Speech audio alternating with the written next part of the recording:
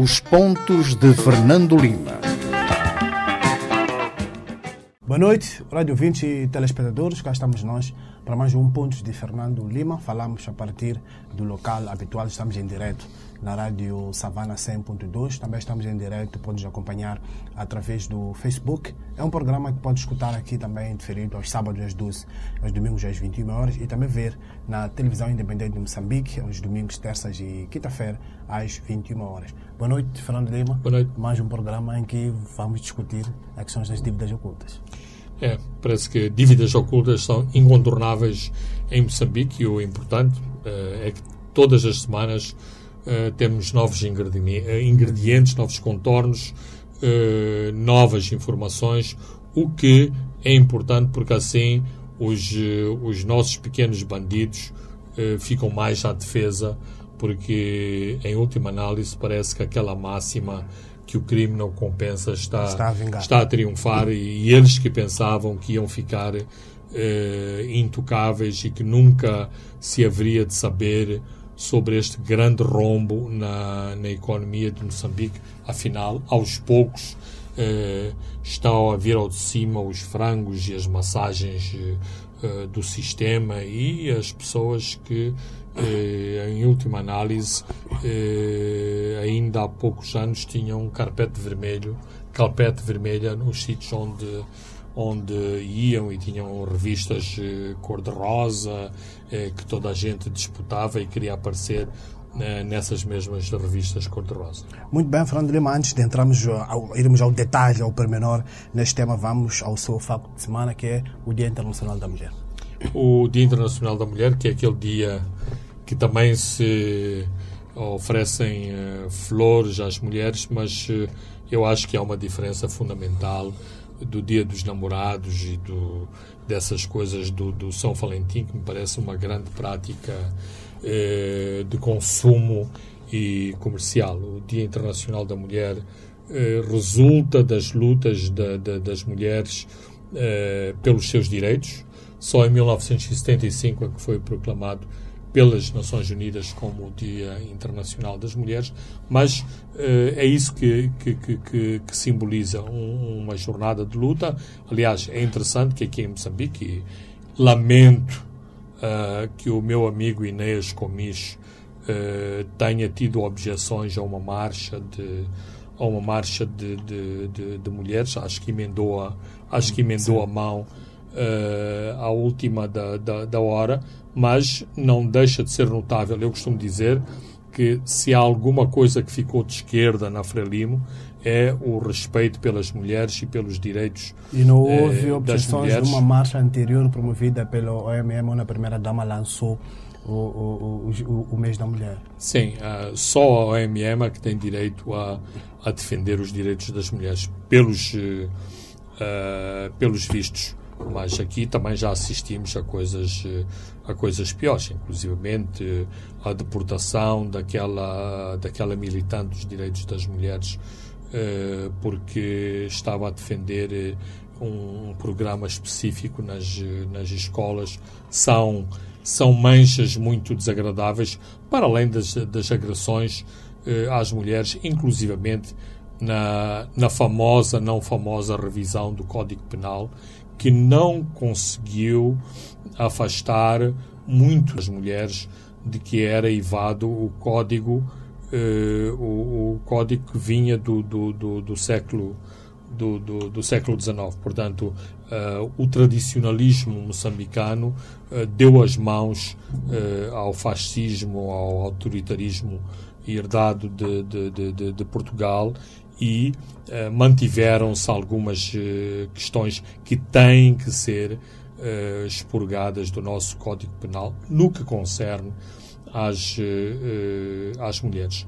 De qualquer forma, penso que também a questão da violência doméstica está na ordem do dia em Moçambique. Eu fiquei alarmado com um relatório que diz que no ano passado foram apresentados 2.500 queixas às autoridades policiais sobre violência doméstica. Isto não significa só abuso sobre as mulheres. A violência doméstica tem outros contornos que não têm a ver apenas com mulheres, têm a ver com homens, com crianças, com idosos, mas é sobretudo um fenómeno que atinge as mulheres. Será que só agora existe violência doméstica? Não. Penso que isto é uma prática, assim como ficamos muito admirados com as violações de menores. Não, o problema ou a questão é que no passado estas violações passavam ao lado da justiça, das esquadras, das autoridades. Hoje há uma maior consciência de que isto são práticas não admissíveis e que, portanto, têm que ser denunciadas, mesmo que são praticadas por familiares diretos desses menores, os tios, os pais, os padrastos, os irmãos mais velhos. Portanto, é esse o ponto, para além das flores, para além dos jantares com velhinhas, é importante salientar que o Dia Internacional das Mulheres, que não é um dia, porque aqui também temos um dia das mulheres, que é um dia partidarizado e vem por aí no próximo mês. Este é o dia de todas as mulheres moçambicanas, quer elas sejam de um partido político ou sejam de uma particular igreja ou que não tenham nenhum partido nem nenhuma igreja, e é extremamente importante porque a igualdade das mulheres não é uma questão de militância, é uma questão de desenvolvimento da nossa sociedade. E isto é extremamente importante, que as mulheres tenham acesso à educação, que diminua a distância que as mulheres vão buscar água, que tenham mais tempo para dar atenção às suas crianças. Então, não é uma questão paternalista e de benemerência, é uma questão de desenvolvimento e de igualdade de direitos. Muito bem, Fernando Lima, vamos ao nosso tema. Um dos principais temas deste programa, que é a questão das dívidas ocultas, que conheceu novas detenções. Ontem foi detida Angela Buck, a esposa de Gregório Leão, o ex-diretor do Serviço de Informação e Segurança do Estado, na administração Guebuza, e é uma das peças também fundamentais neste xadrez da investigação das dívidas ocultas. Com Angela Buck foi detido Fabião Mabunda, um empresário de construção civil, que a PGR acredita que é testa de ferro da senhora Angela Buck. Muita água, Fernando Lima, ainda vai passar por debaixo desta ponte. Também é preciso frisar que hoje o juiz de instrução confirmou a prisão preventiva.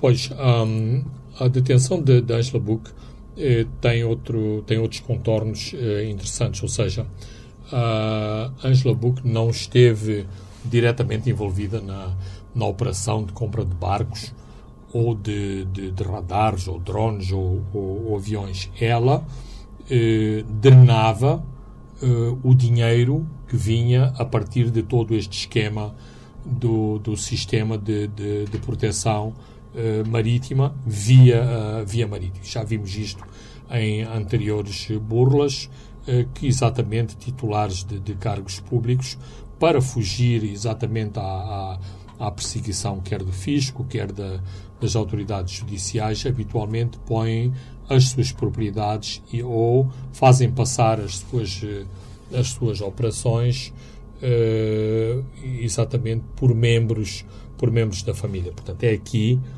que a Angela Buck alegadamente é apanhada. Nós conhecemos da sociedade cor-de-rosa e da sociedade de passadeira vermelha, a ostentação desta senhora, nomeadamente o seu restaurante de luxo, as suas grandes festas, a sua revista de papel couché, a promoção de espetáculos, incluindo artistas norte-americanos. Ora, desde que rebentou este escândalo, o restaurante já não existe, a revista já não existe, espetáculos promovidos já não existem. Portanto, assim, toda a gente tem presunção de inocência, mas é de algum modo uma coincidência que uma série de eventos e de factos que podem configurar lavagem de dinheiro e ostentação de riqueza não justificada que de repente deixaram de existir. O senhor Fabião Mabunda é tipicamente o testa de ferro. Aliás, estão vários testas de ferro detidos neste momento, exatamente pessoas que não se beneficiaram diretamente do esquema das dívidas ocultas ou das transações da Privinvest, mas que de algum modo eram barrigas de aluguer deste esquema, não só oferecendo as suas contas bancárias para receberem as transferências, como também fazendo transações em nome de terceiros para exatamente ocultarem... Este Mabunda, por exemplo, recebia dinheiro diretamente da Privinvest, que é a empresa que andou a distribuir dinheiro. O que nos leva também a outras interrogações de processos muito semelhantes, e sabemos que a área do imobiliário foi uma das áreas privilegiadas para a lavagem do dinheiro. Outros envolvidos com as massagens da Privinvest também fizeram aquisições de imobiliário, ainda não estão detidos.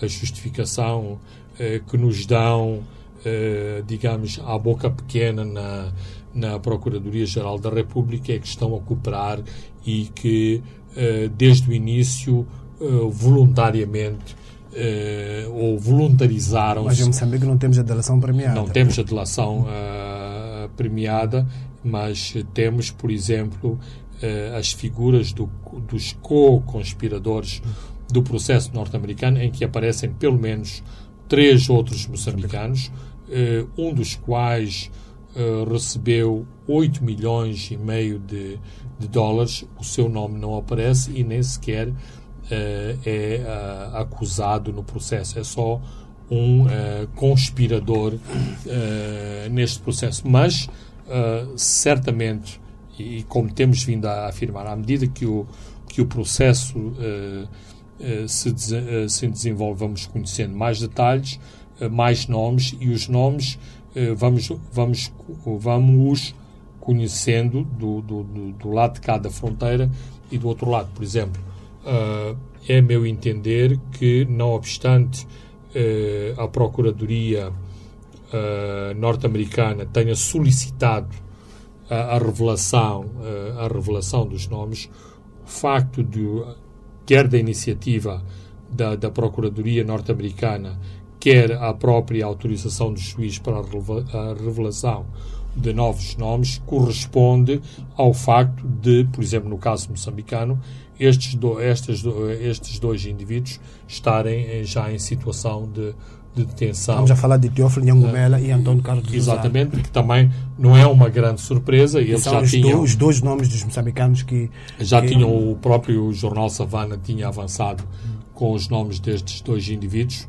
O perfil estava lá, agora, digamos, é oficial que se tratava de Antônio Carlos do Rosário e Teófilo Nhangumelo, a tal pessoa que, segundo o documento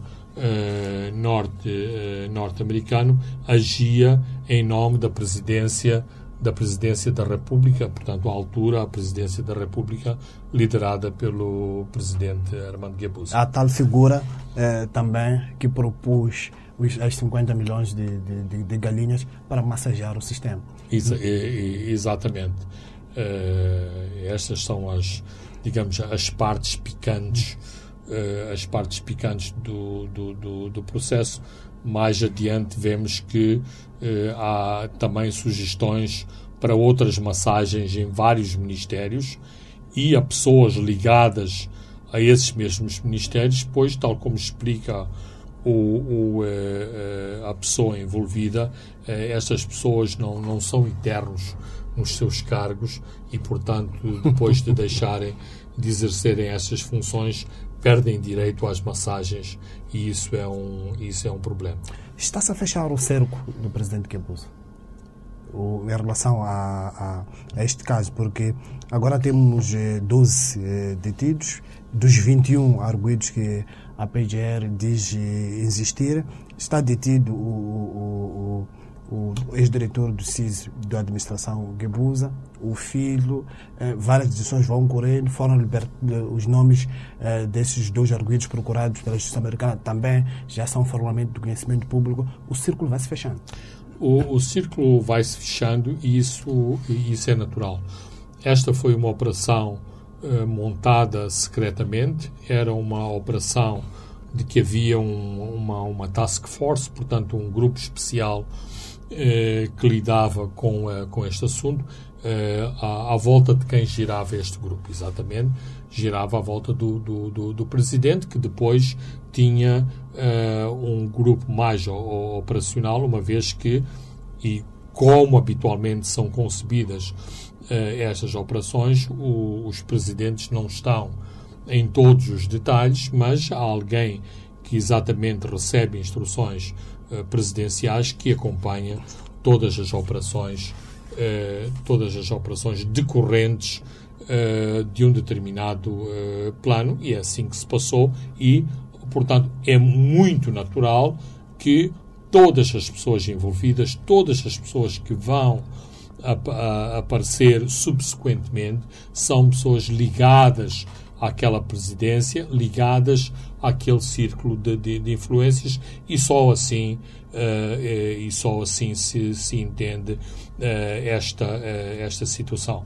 Mas, quer por tradição dos regimes africanos e quer por tradição da própria Frelimo, um determinado ciclo de governação compreende também um determinado grupo de gestores, de governantes que, não obstante, digamos, pertencerem à família mais alargada da Frelimo, mas que num determinado momento histórico encarnam a lealdade em relação a um determinado líder. Foi assim com Samora Machel. Samora Machel saiu, muitas das pessoas que pertenciam à sua administração foram perseguidas ou marginalizadas, veio e também correspondeu a um encerrar de ciclo, vamos dizer, o ciclo do socialismo e do marxismo. Veio Chissano, criou a sua própria entourage, equipa, grupo de influência. Veio Guebuza, tirou o círculo afeto a Joaquim Chissano, e agora com o Nussi está a demorar mais tempo, mas claramente Nussi, que se mostra mais inclusivo em relação a um determinado contexto histórico, nomeadamente em relação à própria herança de Samora, também tem o seu círculo restrito de confidentes, de colaboradores e de pessoas que lhe são leais e que não têm necessariamente que ser transversais a todas as outras presidências. Muito bem. Ontem, Fernando Lima, o Tribunal de Capitol Park decidiu que os 2 pedidos de extradição, de Moçambique e também dos Estados Unidos, serão discutidos em separado. Manuel Cheng, através dos seus advogados, declarou que quer ser extraditado para Moçambique e não para os Estados Unidos, que é um país estranho para ele, onde não vão ser respeitados, poderão não ser respeitados os seus direitos. E também sabemos que, tecnicamente, Manuel Cheng está detido 2 vezes, porque já foi ativado o pedido de prisão expedido pela Justiça moçambicana. Finalmente foi ativado o mandato de captura depois de várias emendas, e isso só aconteceu esta semana, no princípio desta semana. É assim, nós que temos o privilégio de conseguir olhar com alguma distância este processo, podemos dizer que ele segue o seu curso normal e também o curso que é prescrito para situações desta natureza. Quem pretende ver aqui grandes jogadas de natureza política, de lobbies subterrâneos em relação ao caso de poderes extremos, por exemplo, da equipa dos advogados de defesa, acho que, em última análise, está a tentar contar histórias à opinião pública. O que é certo é que essas histórias colam e, por exemplo, criou-se uma grande onda de consternação quando a ministra Lindiwe Sisulu disse que não havia nada a discutir no tribunal. Não foi bem assim que ela disse, mas disse qualquer coisa como: eu já decidi e o senhor vai para Moçambique. O que deu origem a um procurador que disse: bem, se é assim, para que estamos aqui a gastar o nosso tempo? Portanto, aquilo que o Tribunal Distrital, na opinião do Flávio Menete, decidiu, é um procedimento perfeitamente normal. O primeiro pedido de extradição a dar entrada na circunscrição de justiça, na esfera de justiça sul-africana, foi o pedido americano. Primeira questão.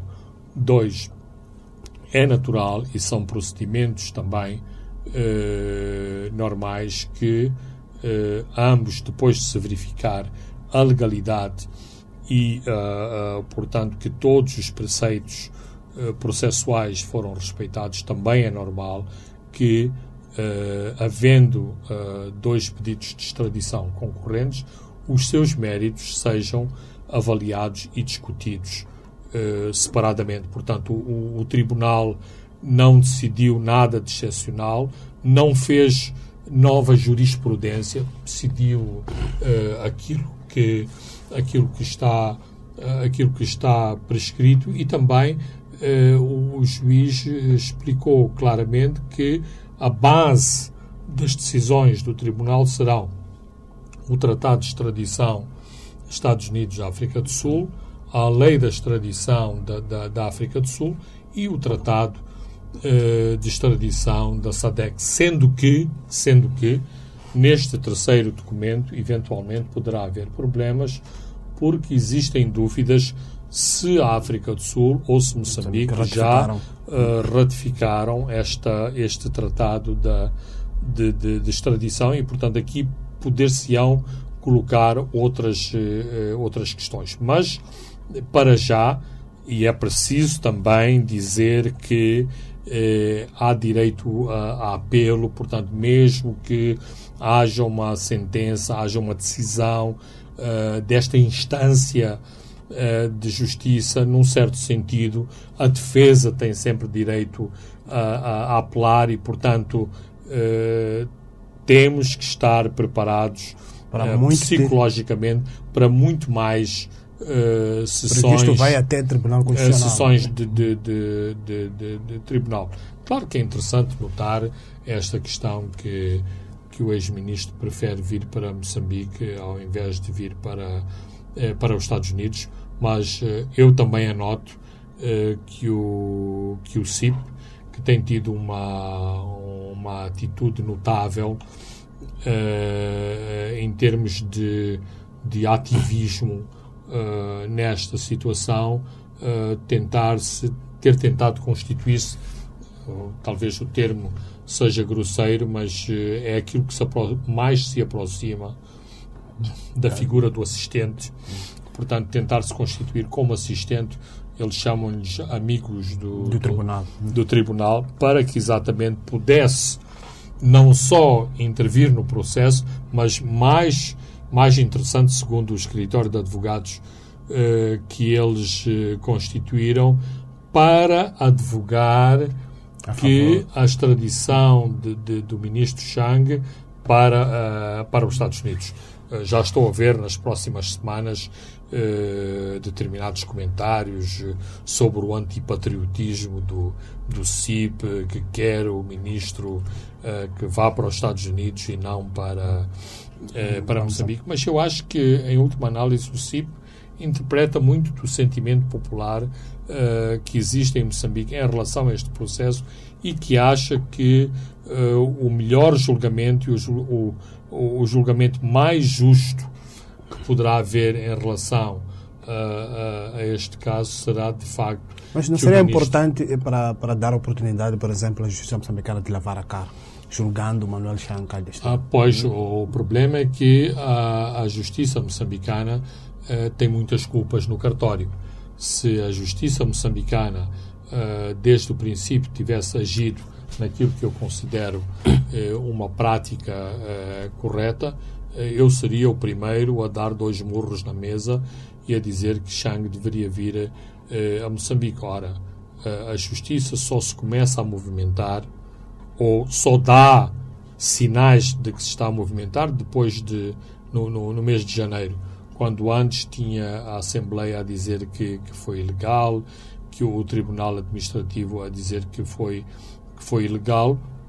O senhor Chang continuava deputado da Assembleia da República e todas as outras pessoas andavam nos seus 4x4 aqui pela cidade sem que nada lhes acontecesse. Não obstante, é preciso referenciar que uma parte destas pessoas já tinha sido chamada à Procuradoria, tem desde algum tempo, e quando eu digo algum tempo, há mais de 1 ano que tem as contas congeladas. Portanto, havia algum trabalho que foi feito, mas me parece não um trabalho substancial, e é isto que persiste na mente dos moçambicanos, de que exatamente a justiça moçambicana não andou bem neste caso e por isso prefere que a justiça seja feita nos Estados Unidos. Mas, e este é um ponto forte da justiça norte-americana, todo o processo argumenta que estes crimes foram cometidos na jurisdição norte-americana, quer na jurisdição virtual, quer na jurisdição física, ou seja, através de balcões de bancos dos Estados Unidos, através de burla sobre investidores com domicílios domiciliados nos Estados Unidos, ou por via virtual de transferências eletrónicas que passaram pela praça norte-americana. Portanto, isto é um procedimento habitual das leis criminais, que exatamente a jurisdição que tem o direito a julgar uma determinada entidade ou indivíduo é aquela onde o crime foi cometido. Neste caso, os Estados Unidos. Mas não me parece tão difícil de Moçambique provar que há crimes que foram cometidos em Moçambique, mas parece mais difícil que Moçambique possa afastar que não haja crimes que foram cometidos fora da jurisdição moçambicana. Tal como Manuel Chang, 3 executivos da Credit Suisse contestaram também o pedido de extradição da justiça norte-americana, que os acusa de fraude em grande escala. Uma nova audiência foi marcada para dia 29 de março. Também não querem continuar a ficar em Londres. Os 3 banqueiros do Credit Suisse contestam em Londres a sua extradição para Nova Iorque. A audição aconteceu hoje, sexta-feira. Há uma nova audição para 29. A 29. Ontem, Jean Bustani, em Nova Iorque, tentou mais uma vez aguardar julgamento em liberdade, e o Tribunal de Recurso mais uma vez lhe recusou a liberdade provisória. Portanto, neste caso, as situações mais delicadas, porque estão privados de liberdade, as situações mais delicadas são referentes a Jean Bustani, o gestor da Privinvest, e Manuel Chang, o ex-ministro das Finanças, que eu diria, em termos da hierarquia moçambicana, seria a segunda figura no comando de toda esta operação. Muito bem, Fernando Lima, chegamos ao fim da primeira parte. Vamos a um breve intervalo e voltamos já. Os pontos de Fernando Lima. Boa noite, rádio ouvintes e telespectadores. Estamos de volta segunda e a última parte dos pontos de Fernando Lima. Vamos olhar um pouco para as chuvas intensas que estão a bater o centro do país. Fernando Lima, é um caos está a ser provocado pelas chuvas intensas no centro do país. A cidade de Tete foi praticamente arrasada, Mucuba também. O rio Rovube atingiu o pico e arrasou com as regiões de Benga, Xingoze e Matema. Bem, este é aquele tipo de coisas que a natureza acredita as regras do jogo, e sem tentar entrar em lugares comuns, alegando as mudanças climáticas. O que é certo é que hoje chove mais em menos tempo e, portanto, digamos que muito daquilo que são as obras de arte sobre os leitos dos rios, portanto estamos a falar de pontes e aquedutos, não estão preparados para resistir a esses caudais. Portanto, aí temos que não ter esta atitude complacente, mas exatamente transformar este tipo de desastres naturais em qualquer coisa que atua no nosso benefício, nomeadamente todas as terras que muitas vezes são alagadas, são portanto visitadas por estas enxurradas, ganham insumos naturais que de outro modo só os poderiam ter por práticas comerciais, portanto, em termos agrícolas.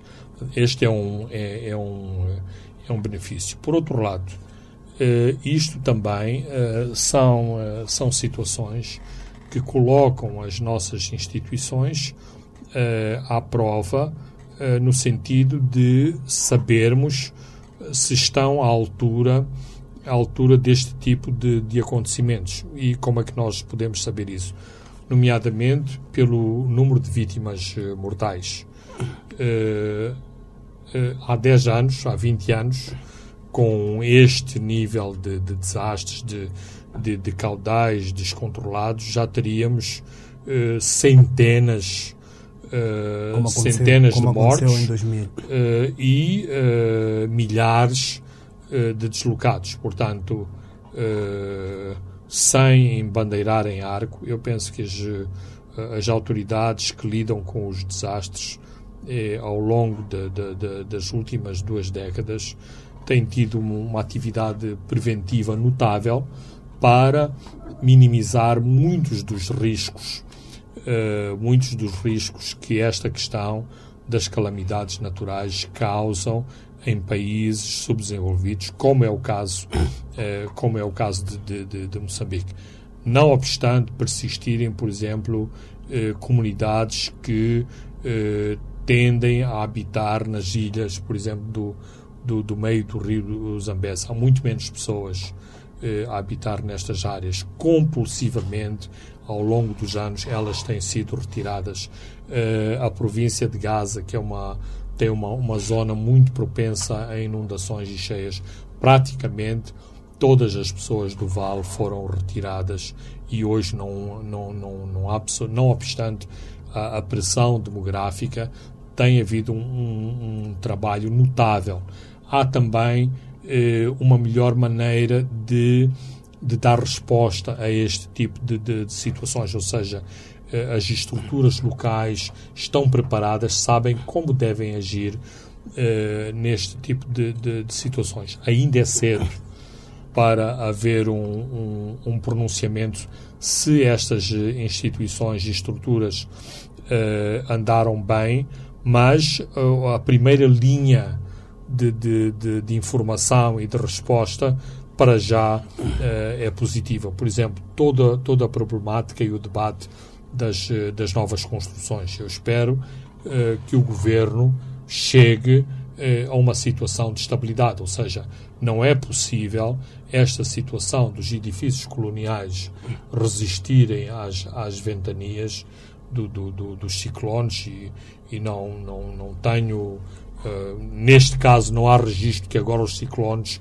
os ventos são mais fortes do que há 30 ou 40 anos. Aquilo que é a própria percepção do Governo e de ministérios como a Educação e Saúde é que há grande vigarice na construção de novos edifícios e, por isso, escolas novinhas em folha, a primeira coisa que voa é o telhado dessas construções. E, portanto, aí é preciso que as autoridades tenham uma intervenção agressiva, tal como tiveram em relação às chamadas comunidades ribeirinhas, também têm que ter uma atitude muito mais agressiva em relação a empreiteiros burlões, os seus coniventes nos ministérios que autorizam que determinadas construções sejam feitas com qualidade. Portanto, este é o ponto que a mim me parece central em relação àquilo que devem ser as respostas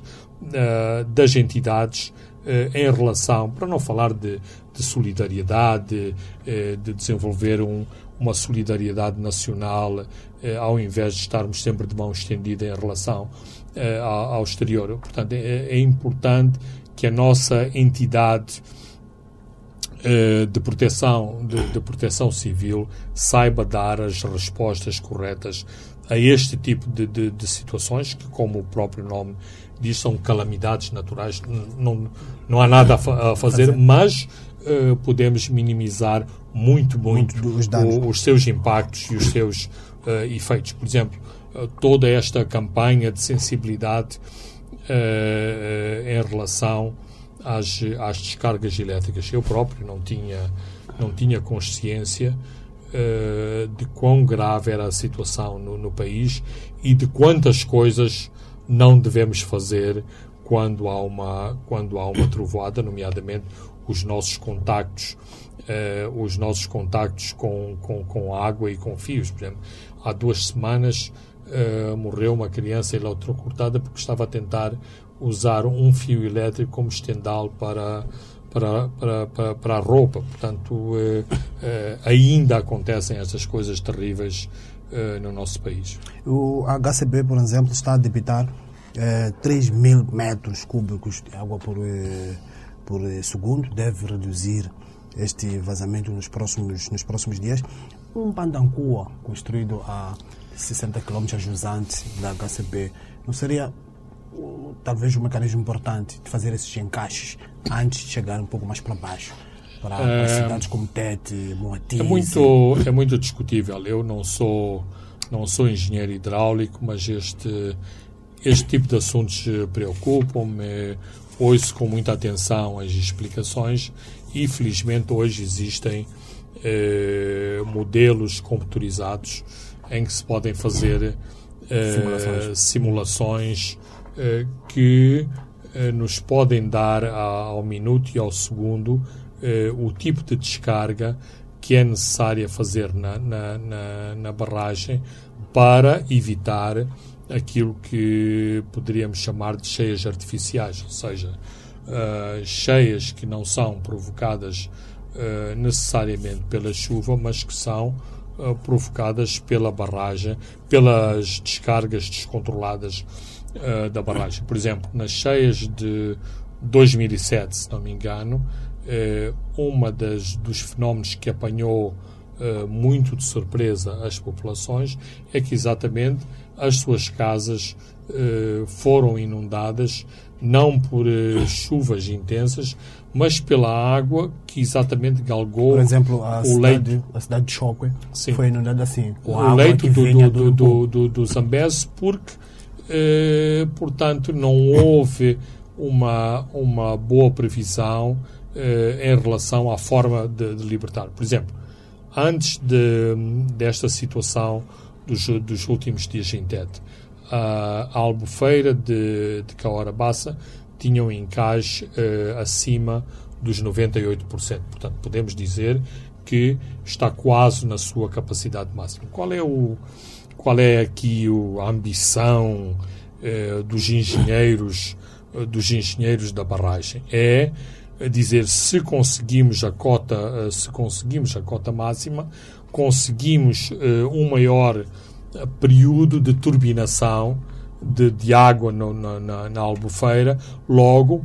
maior produção de energia, logo maior receitas para a barragem. Ora, estas questões são questões muito importantes, muito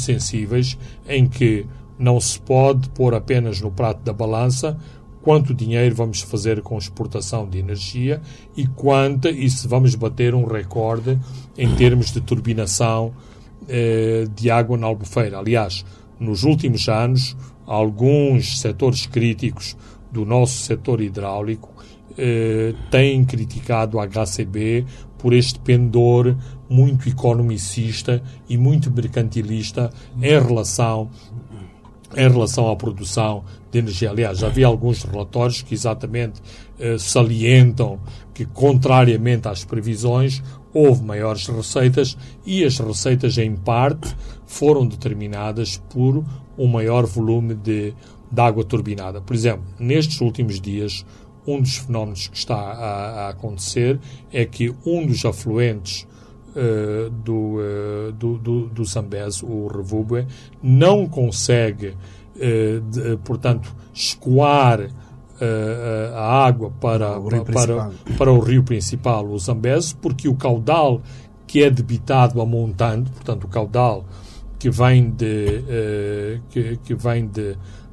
Cahora-Bassa, não permite, portanto, provoca inclusive um refluxo ali um sistema de refluxo que faz com que a água volte para trás. Não é bem voltar para trás, mas é sobretudo que não consegue vazar, portanto provoca também inundações a montante. Portanto, estas coisas têm que ser estudadas com seriedade e não podem ser apenas pessoas nos seus gabinetes a fazer os modelos computadorizados e a ver se até outubro, que é o princípio do novo ciclo de época das chuvas, tenho água suficiente reservada, uma vez que, por exemplo, Cariba está num problema terrível de armazenamento de água. Portanto, não é a partir de Cariba que Cahora-Bassa vai encher. Portanto, são precisas equações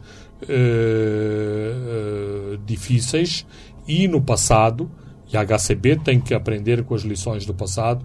No passado, há algumas acusações sobre a HCB e sobre a gestão técnica da HCB em relação ao armazenamento de água na Albufeira e em relação aos timings de libertar a água na Albufeira.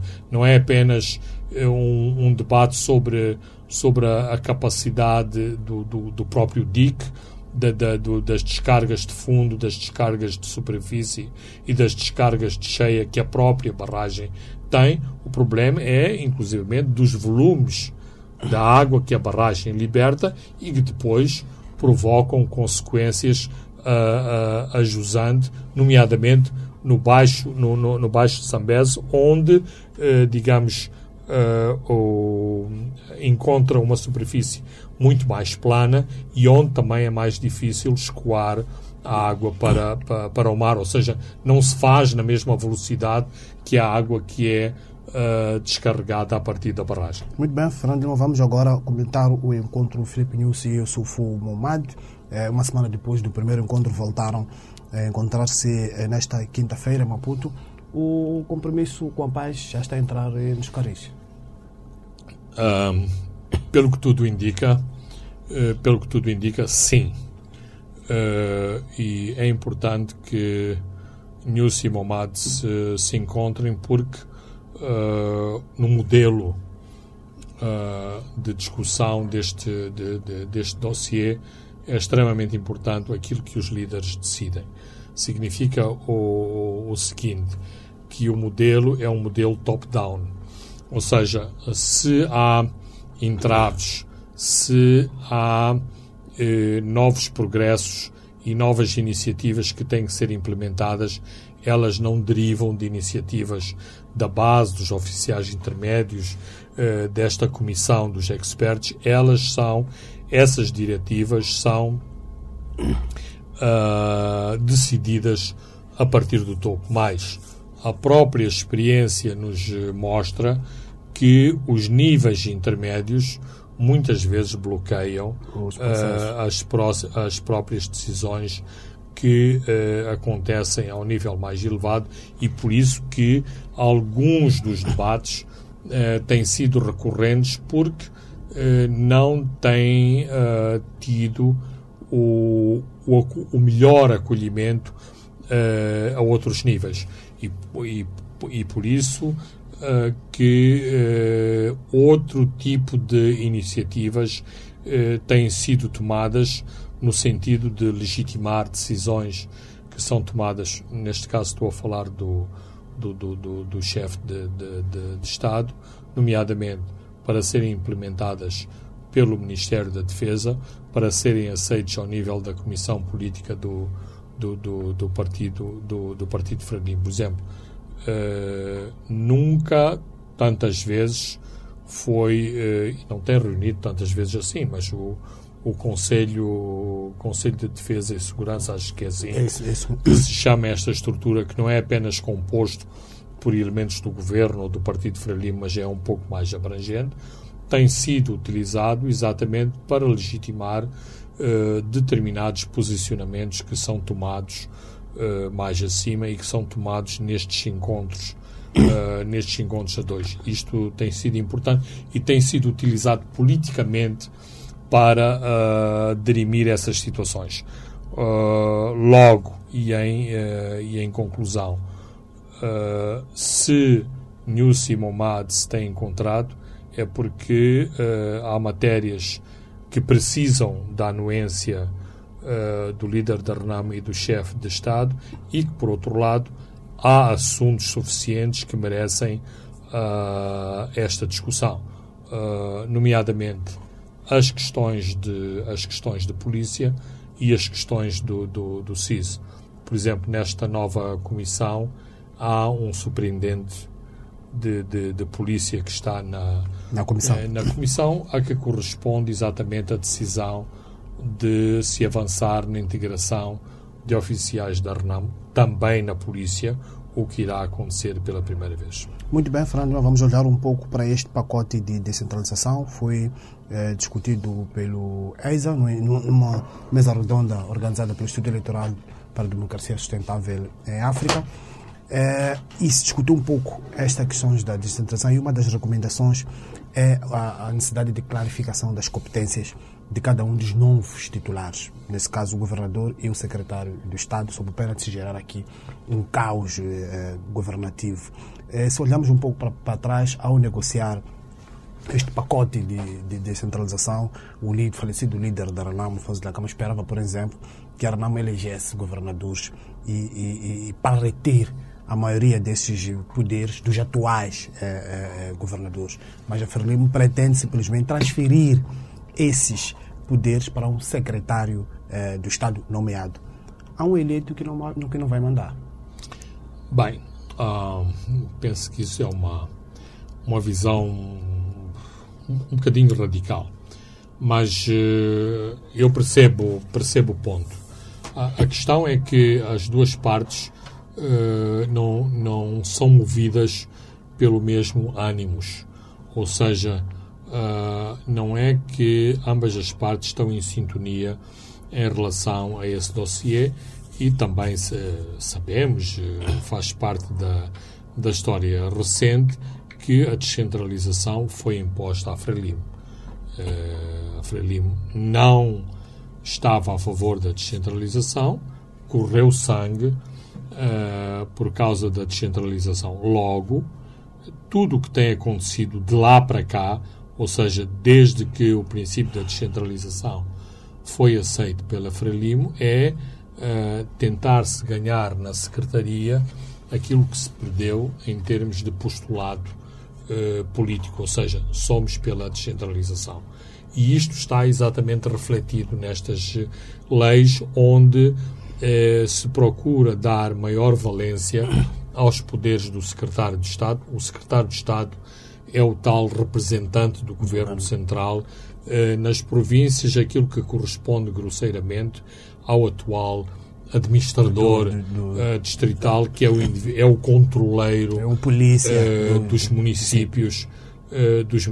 Agora, a questão é a seguinte: a Renamo assiste mais uma vez à iniciativa política de recusar em sede parlamentar a legislação proposta tal como está. A rejeitar em que sentido? Não no sentido do voto, porque aí não chega a lado nenhum, mas porque existe, digamos, um preceituado político de base geral, genérico, que foi aceito antes. Ora, se chegar à conclusão que os novos governadores são uns fantoches, certamente que a Renamo não vai aceitar, porque o princípio a que preside a iniciativa da descentralização e dos governadores é: se nós, Renamo, não conseguimos chegar ao poder central, se continuamos a ter tantos entraves para sermos poder e governo e presidente neste país, ao menos pela via da descentralização, uma parte dos poderes locais podem estar sobre nossa hegemonia. Ora, se esvaziar também este preceito, o princípio da descentralização é uma mera palhaçada. Não vamos a nenhum lado. Portanto, aquilo que eu penso é, de facto, há esta clara tentativa de esvaziar os poderes do governador, mas a Renamo tem, digamos, a capacidade de iniciativa política de bloquear em sede parlamentar, e não só, esta contra-ofensiva da Frelimo de tentar concentrar os poderes das províncias no chamado secretário de Estado provincial. Muito bem, Fernando Lima, chegamos ao fim de mais um programa onde olhamos com algum pormenor a questão das dívidas ocultas. Eu sou Francisco Carmona e André dos Santos se encarregou da parte técnica. Boa noite, até de hoje há 7 dias. Os pontos de Fernando Lima.